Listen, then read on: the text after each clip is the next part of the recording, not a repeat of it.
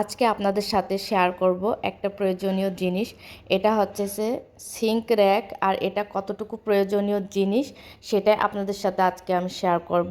Hello everyone, আসসালামু আলাইকুম। সবাই কেমন আছেন? আলহামদুলিল্লাহ, আমরা সবাই ভালো আছি। আপনারা খেয়াল করলে একটু দেখতে পারবেন, আমি সিঙ্কের পাশে একটা থালাবাটি ধোয়া একটা র্যাক রেখেছি। আর সেখানে মানে থালবাটি রাখলেই নিচে এত পানি পড়বে যে টাইলসগুলো আমার একদমই বাজে হয়ে গিয়েছে। তো এরই একটা সমাধান খুঁজতে চাচ্ছিলাম যে মানে থালাবাটি রাখবো আর পানি ঝরে যাবে। এরপর ফেসবুকে খুঁজতে খুঁজতে আমি একটা পেজ পেয়েছিলাম, আর সেখানে আমি এর সমাধান পেয়ে গিয়েছি। এই ভিডিওটা কিন্তু করা আগের বছরের অক্টোবরে। তো অক্টোবরে কিন্তু আমাদের অ্যানিভার্সারি ছিল। তো আপনাদের ভাইয়া আমাকে জিজ্ঞেস করছিল, অ্যানিভার্সারিতে তোমার কি লাগবে, আমি তোমাকে কি কিনে দিব। তো আমি কিন্তু কোনো কিছু না ভেবেই বলেছিলাম, আমাকে যদি একটা ডিশ র্যাক কিনে দাও, মানে সিঙ্ক র্যাক যদি কিনে দিতে পারো তাহলে আমি হ্যাপি। এটা চাওয়ার আমার একটাই উদ্দেশ্য, কারণ এটা আমার অনেক প্রয়োজন ছিল এর জন্য। এরপর কিন্তু সে আমাকে এটা অনলাইন থেকে কিনে দিয়েছে। তো আমি কিন্তু এই অক্টোবর থেকে আমি এই যে আজ জুলাই মাস চলতেছে এ পর্যন্ত এটা কিন্তু ব্যবহার করেছি।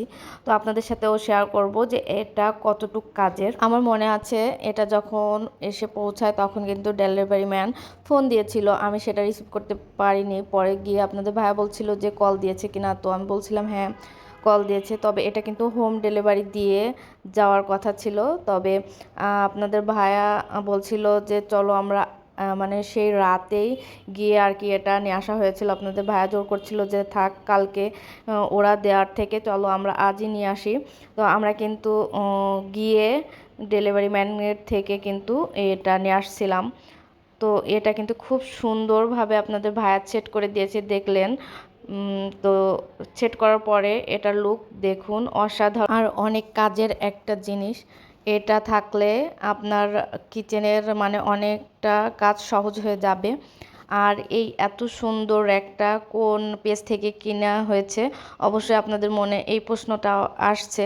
তো আমি অবশ্যই পেজটিকে আপনাদের সাথে পরিচয় করিয়ে দিব।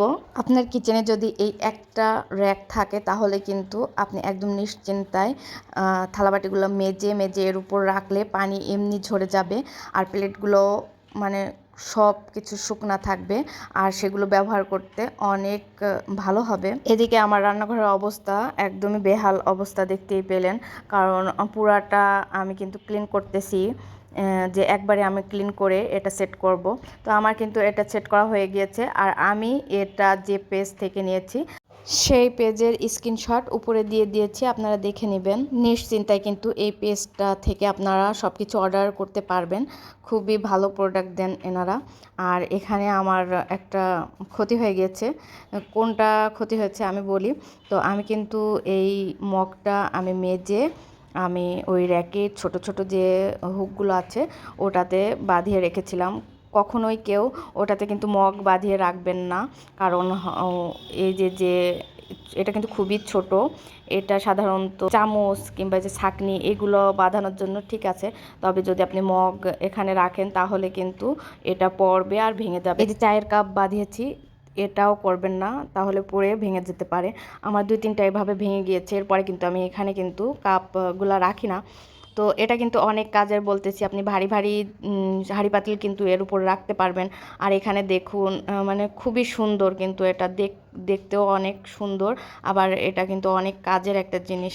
এই প্রোডাক্টটা কিন্তু আমি অক্টোবর থেকে ব্যবহার করে আসতেছি, ভালো এজন্য কিন্তু আপনাদের সাথে শেয়ার করতেছি।